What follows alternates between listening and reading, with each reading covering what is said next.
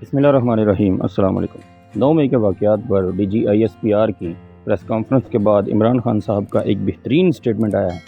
उस स्टेटमेंट के अंदर इमरान खान साहब ने DGISPR से बहुत सारे सवालात किए हैं और इस स्टेटमेंट में DGISPR को एक चैलेंज भी किया है कि आपके पास जो तमाम तर सबूत हैं, जो आपके मुताबिक नाकाबिल तरदीद सबूत हैं, आप वो सामने ले आएँ अवाम के, और हम भी अपने सबूत जो हैं वो अवाम के सामने ले आते हैं। आप ओपन ट्रायल करवाएँ और जिसका जुडिशल कमीशन के ज़रिए आप तहकीकात करवाएँ और उस तहकीकात को जो है वो आप ओपन टीवी के ऊपर रिलीज़ करें, तो पता चल जाएगा कौन सच्चा है और कौन झूठा है। तो अब इसके जवाब में DGISPR का जो है वो क्या रद्द-ए-अमल आता है, क्या स्टेटमेंट आता है, ये तो अब उनके जवाब के आने के बाद ही पता चलेगा। तो आप इमरान खान साहब का ये स्टेटमेंट सुनिए, आपको बहुत अच्छा लगेगा, और वीडियो पसंद आए तो लाइक भी ज़रूर कीजिए।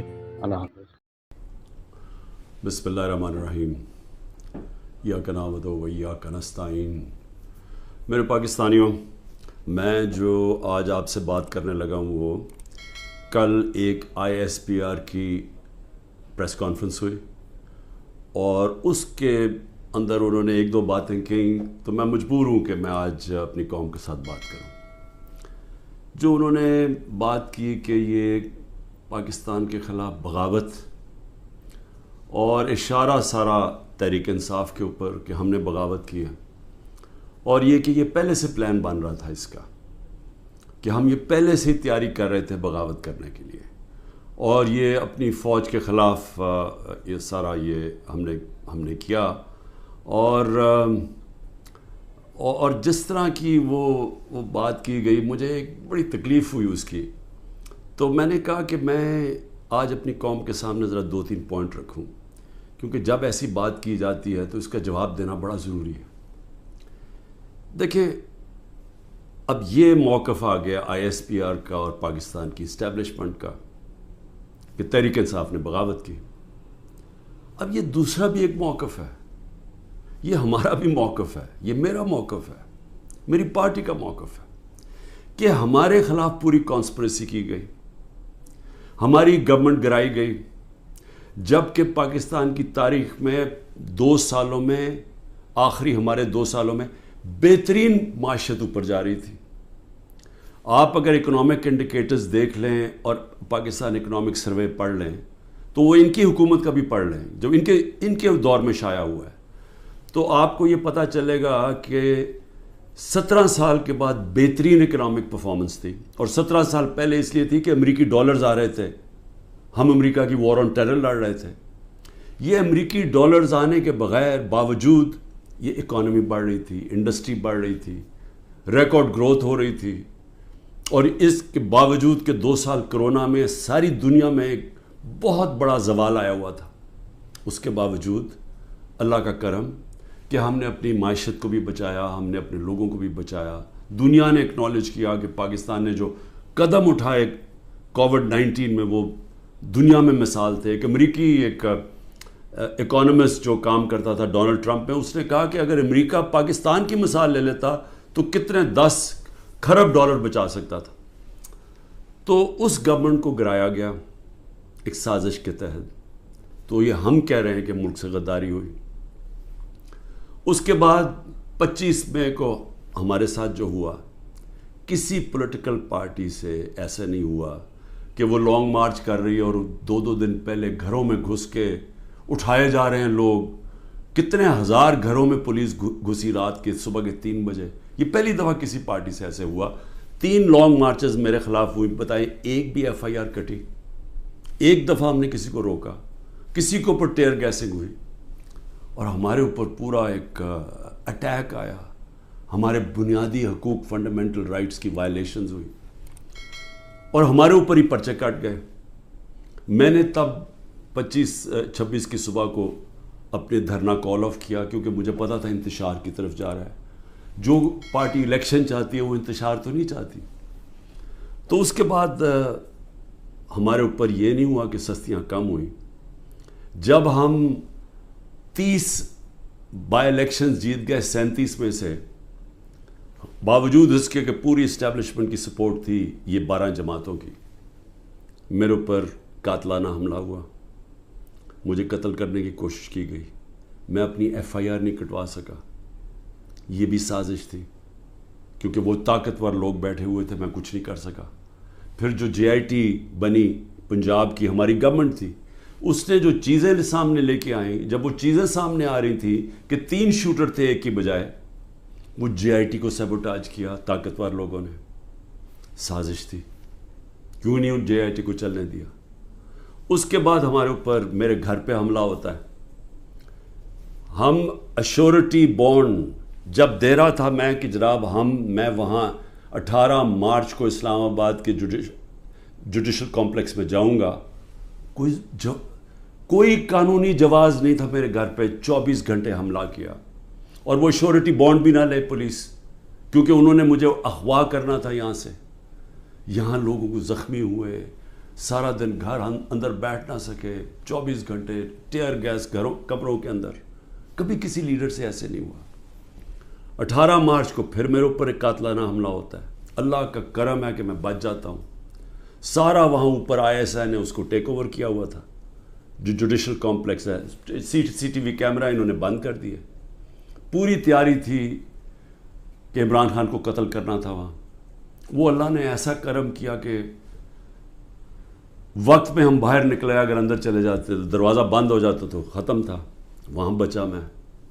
اس کے بعد اگلے دن یہاں 2 دن کے بعد 3 دن کے بعد ادھر ایک اور مرتضیٰ بھٹو ٹائپ قتل کرنا تھا، وہ مجھے پہلے پتہ چل گیا، میں نے ٹی وی پہ چلا گیا، وہ رک گئی بات۔ تو سازش تو کیا ہو رہی تھی؟ سازش یہ ہو رہی تھی کہ ایک پارٹی جو جیتنے جا رہی تھی الیکشن، اس کو پارٹی کو ختم کرنے کے لیے لیڈر کو ختم کرنا تھا، اور پلان تب سے ہی بنا ہوا تھا۔ کیسز شروع ہو گئے تھے مہینوں کے اندر، جیسے 70 سال میں ایک آدمی کے اوپر ایک کرمنل کیس نہیں ہوتا، چند مہینے میں آج 170 سے زیادہ کیس ہو چکے ہیں۔ یہ یعنی کون سے انصاف کا تقاضا ہے کہ ہر قسم کا جو ہر دوسرے دن کوئی نیا کیس ہو جاتا ہے، سارا میرا وقت ایک عدالت سے دوسری عدالت میں لگتا ہے۔ تو یہ کون سا، یہ ملک کی بہتری کے لیے ہو رہا ہے کہ ایک پارٹی، سب سے بڑی پارٹی کو باہر رکھنا؟ اس سے بڑی سازش کیا ہے؟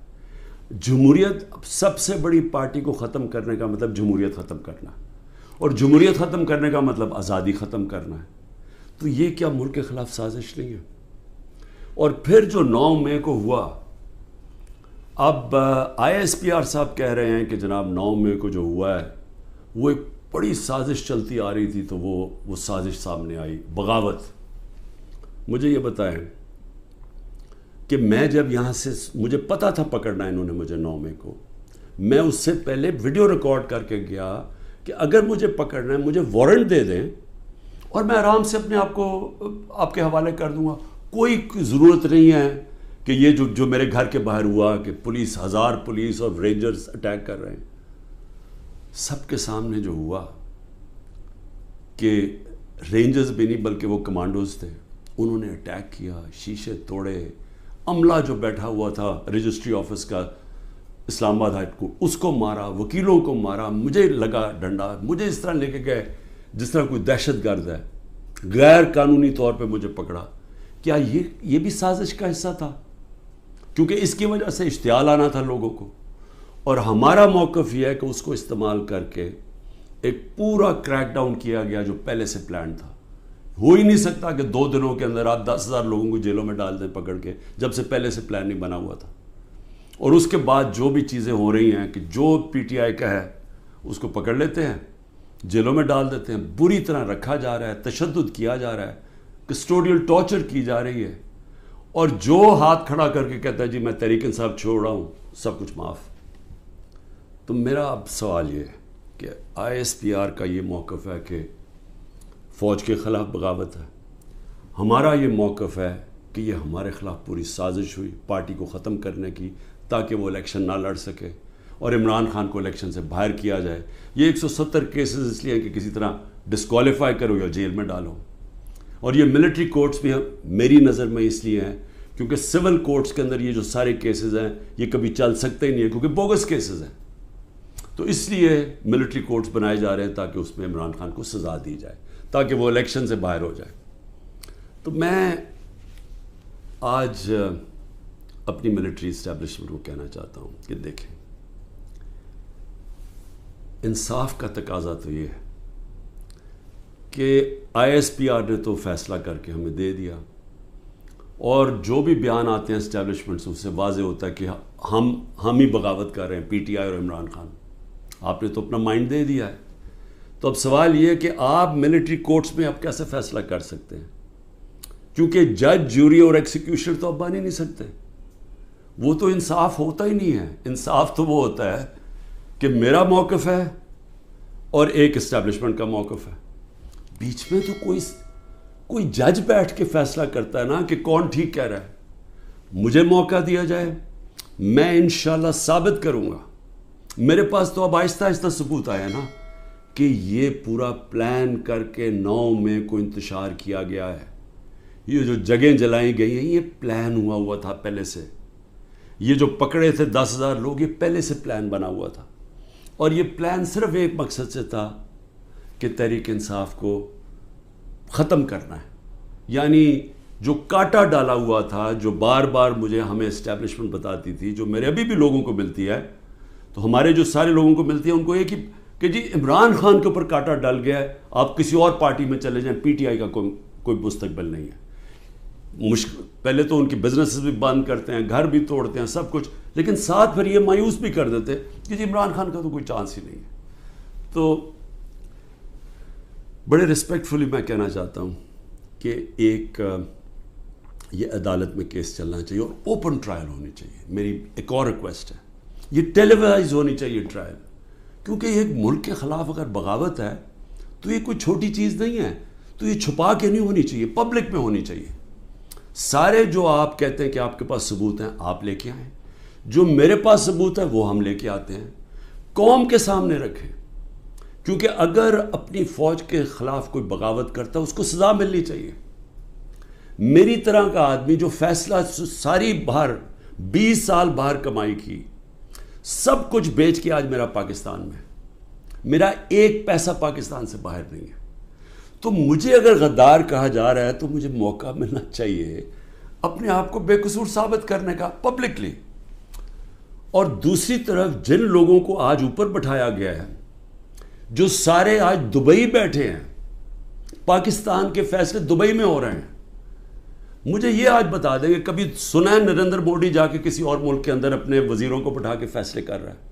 کبھی سنا ہے کہ برطانیہ کا پرائم منسٹر جا کے یورپ میں بیٹھا ہوا، یا یورپین پرائم منسٹرز کہیں اور جا کے کر رہے ہیں؟ کبھی دنیا میں سنا ہی ہے؟ یہ ملک سے مذاق کیا ہو رہا ہے کہ جن لوگوں کا سٹیک ہی پاکستان میں نہیں ہے، ان کی دبئی میں بڑی بڑی پراپرٹیز ہیں، لندن میں بڑی پراپرٹیز ہیں، اور یہ مجھے کس نے بتایا ہے؟ یہ ہماری ISI نے ہمیں بتایا ہے۔